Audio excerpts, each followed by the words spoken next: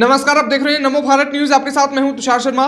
दोस्तों, एक समय था जब ऑक्सफोर्ड वाले अर्थशास्त्री यानी कि मोनी बाबा भारत की अर्थव्यवस्था को डूबता हुआ जहाज बता रहे थे। कांग्रेस के समय पर 2009 में जो देश की हालत थी वो सबने देखी थी, और उसके बाद जाकर कहीं 2014 का समय जब आया तब अर्थव्यवस्था पटरी पर आनी शुरू हुई। मगर कोरोना ने तो पूरी दुनिया की हालत इतनी खराब कर दी है, लेकिन इसी बीच भारत ने एक ऐसा कारनामा कर दिखाया है जिसे सुनने के बाद दोस्तों आपके पैरों तले जमीन खिसक जाएगी। क्या है ये पूरा मामला, ये मैं आपको बताऊंगा। दोस्तों, उससे पहले आप सीधे कमेंट बॉक्स में लिखिए मोदी है तो मुमकिन है, और साथ ही इस वीडियो को ज्यादा से ज्यादा शेयर कीजिए। तो बिना समय को गवाए हम शुरू कर रहे हैं। आपको बता दूं कि राष्ट्रपति रामनाथ कोविंद के संसद में दिए गए अभिभाषण के साथ बजट सत्र की शुरुआत की गई। वित्त मंत्री निर्मला सीतारमण ने 1 फरवरी से लागू होने वाले वित्त वर्ष 2021-22 के केंद्रीय बजट से पहले आर्थिक सर्वेक्षण प्रस्तुत किया।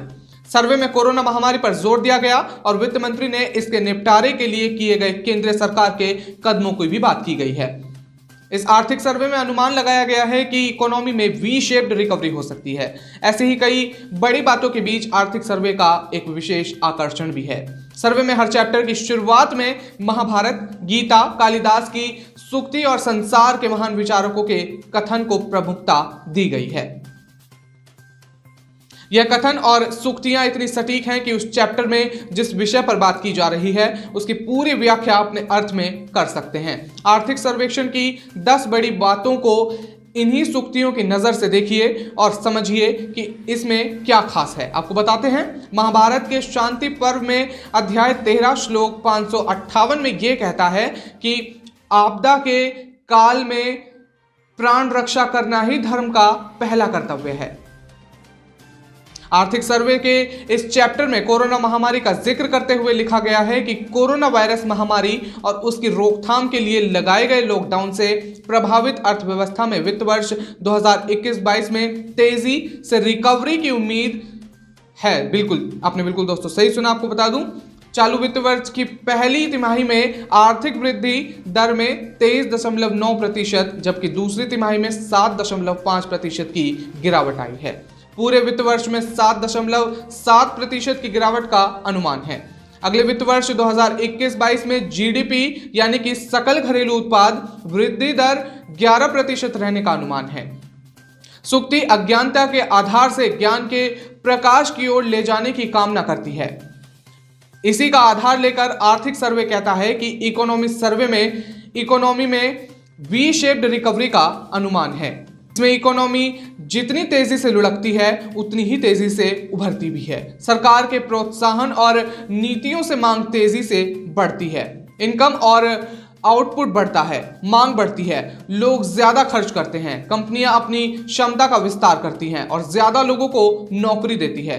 कालिदास लिखित ग्रंथ रघुवंश में शामिल इस श्लोक का अर्थ है, जैसे सूर्य 1000 गुना पानी बरसाने के लिए ही पृथ्वी के जल का बहुत कम भाग लेता है, वैसे ही सूर्यवंशी राजा भी अपनी प्रजा के हित के लिए प्रजा से बहुत कम मात्रा में कर लिया करते थे। आर्थिक सर्वे में इसी आधार पर नवनिवेश की बात कही गई है। इसका उल्लेख करते हुए कहा गया है कि भारत को ऊंची वृद्धि हासिल कराने की राह पर चलने और आने वाले भविष्य में तीसरी सबसे बड़ी अर्थव्यवस्था बनाने के लिए नवनिवेश पर करनी से ध्यान देने की जरूरत है। इसके लिए अनुसंधान और विकास पर कुल व्यय वर्तमान में जीडीपी के 0.7% से बढ़कर 2% से अधिक करने की जरूरत है। इसमें R&D कर्मियों और देश के अनुसंधानकर्ताओं, खासतौर से निजी क्षेत्र के लोगों को उचित तरीके से शामिल करने का आह्वान किया गया है।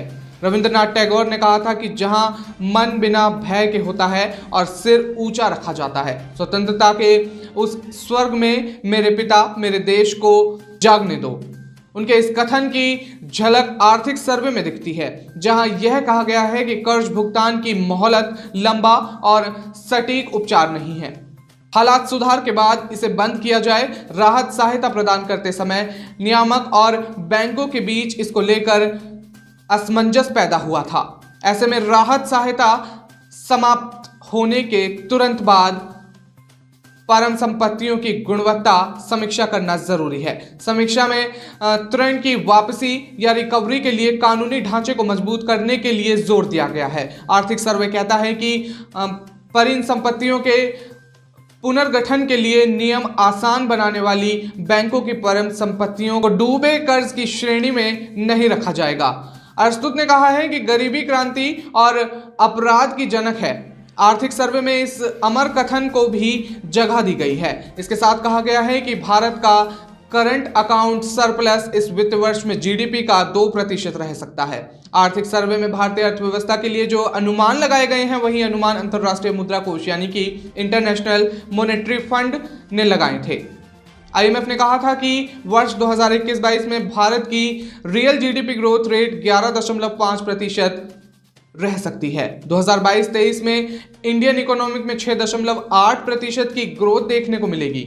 सर्वे में कहा गया है कि आर्थिक वृद्धि का प्रभाव आय में असमानता से अधिक गरीबी हटाने पर पड़ता है। गरीबों को गरीबी से बाहर निकालने के लिए भारत को विकास पर ध्यान देने की जरूरत है। महात्मा गांधी ने कहा था कि स्वास्थ्य ही वास्तविक धन है, सोने चांदी के टुकड़े बिल्कुल भी नहीं है। उनके इस विचार को भी सर्वे में जगह दी गई। आपको बता दें, आर्थिक सर्वेक्षण में दर्ज है कि कोविड मामले और मृत्यु दोनों ही में भारत ने वास्तव में अच्छा किया है। भारत का कोविड-19 के खिलाफ पॉलिसी रिस्पॉन्स इस बात से रहा है कि जीडीपी ग्रोथ वापस आ जाएगी, लेकिन लोगों की जिंदगी नहीं खोनी चाहिए। जल्दी लॉकडाउन ने जिंदगियों को बचाया और तेज रिकवरी में मदद की। भारत के पॉलिसी रिस्पॉन्स में डिमांड पर थोड़ा असर तो आया है। भारत ने पहले चरण में जरूरतों को सुनिश्चित करने पर ध्यान दिया।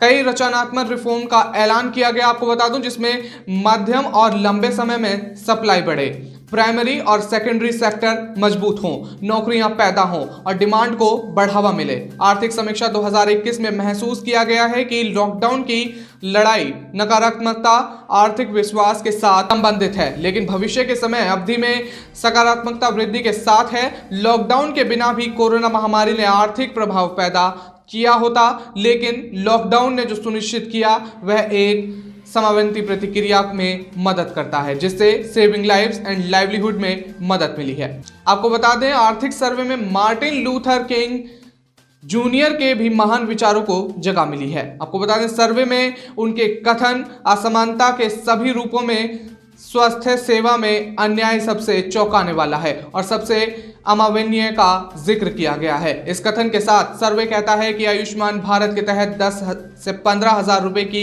रेंज के खर्च वाला इलाज भी होता है। इसके अलावा गरीब लोगों की पहुंच से बाहर रहने वाले महंगे इलाजों को भी आयुष्मान भारत के तहत कवर किया जाता है। आयुष्मान भारत योजना से हेल्थ केयर बेहतर हुआ है।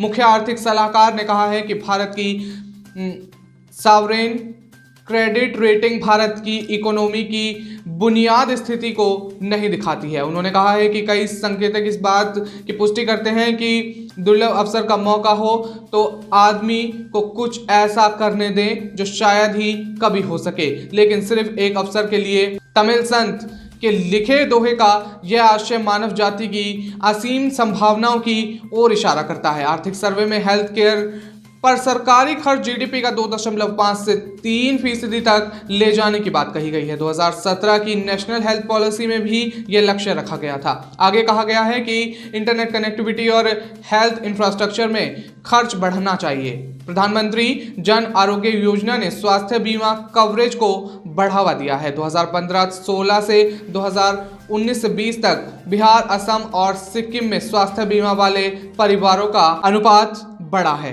जी हाँ दोस्तों, ये थी अब तक की सबसे बड़ी खबर। दोस्तों, आपसे मेरी गुजारिश है कि आप इस वीडियो को जल्दी से शेयर कीजिए ताकि सूचना ज्यादा से ज्यादा लोगों तक पहुंचे। तब तक के लिए हमारे साथ बने रहिए नमो भारत न्यूज में। धन्यवाद। वीडियो को लाइक, सब्सक्राइब और शेयर करना ना भूलें। अपने विचारों को कमेंट बॉक्स में लिखकर हम तक जरूर पहुंचाइए।